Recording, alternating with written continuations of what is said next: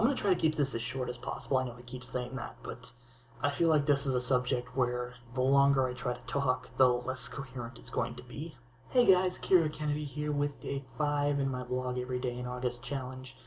And one of the things I enjoy doing every year is, of course, going to Con Bravo. I've been doing it since 2012, which, that was kind of where I decided I wanted to start doing internet reviews, and then every year since I've been going, with the exception of this year, every year since then I've been going in my hipster ninja costume to promote the show. I've had business cards ready to go. This year was an exception mainly because I am still in the process of finding pieces for the new costume that I'm going to debut when Season 4 starts.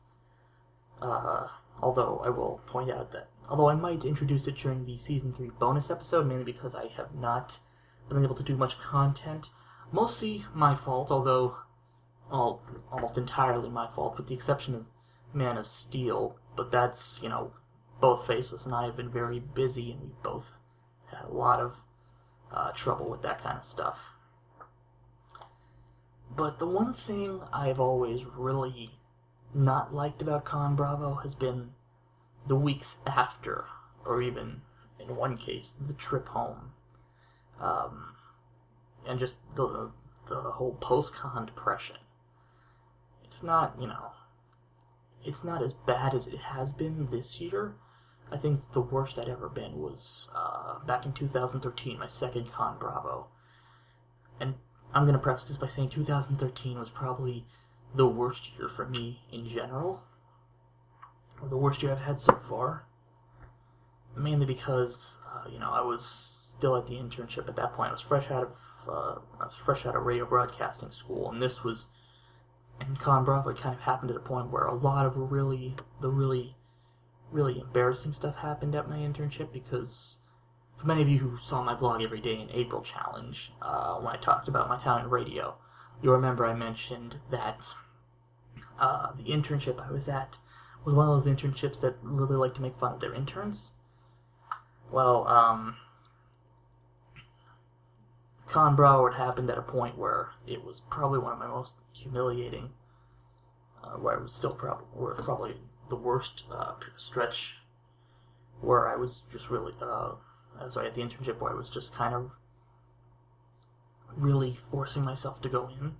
Like, I think after I got back, because I was actually still spending some time with my grandmother trying to find work in the town she lives in. I think that was the first time I'd taken a legitimate week off, and I messaged my supervisor and said, I can't, I don't think I'm going to be able to make it in all this week. But in terms of this year, for post-con depression, just trying to keep it on track,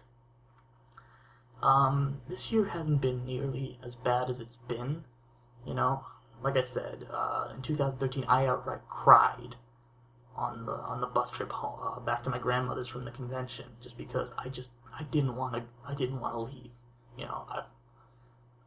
Con Bravo, I felt like I could be myself in my internship. I didn't.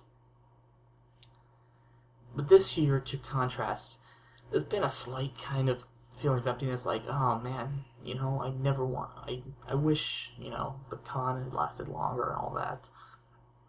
And, there's the whole back to the stress of trying to find a job, and then, it's back to school in September, which means I'm probably going to be tearing my hair out doing coding assignments again.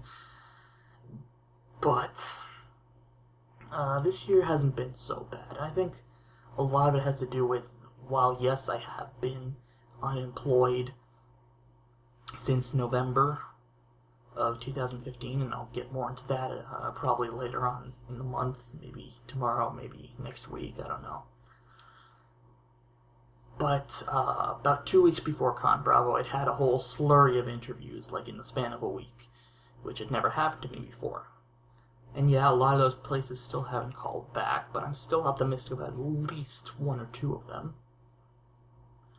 On top of that, I've just got stuff to look forward to later on. Of course, WWE NXT will be having their first show in Toronto, and I am actually hoping to get tickets for that. Crossing my fingers.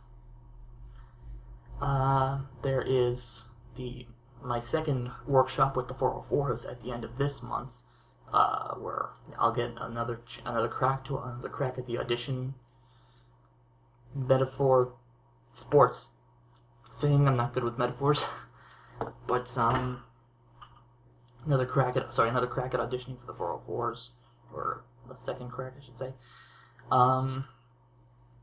And just stuff in general, like so on. So I guess the whole point I'm trying to get across here is, while the post-con blues are still probably here, I think this year I've been more optimistic than I have in past years, even though I'm probably more stressed now than I have been as well.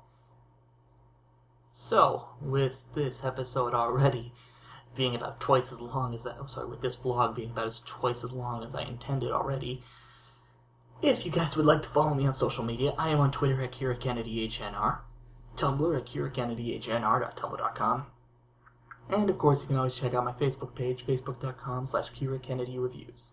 And I'm very sorry about the hesitation there. There was a little bit of gas, that's all I'm going to say. But and as always, if you'd like to check out any of my past work, my Let's Plays, my stream archives, even my reviews, you can do so at peanutbutterdisaster.com. So until until tomorrow, I'm Kira Kennedy, and thank you for watching. Peanut butter disaster.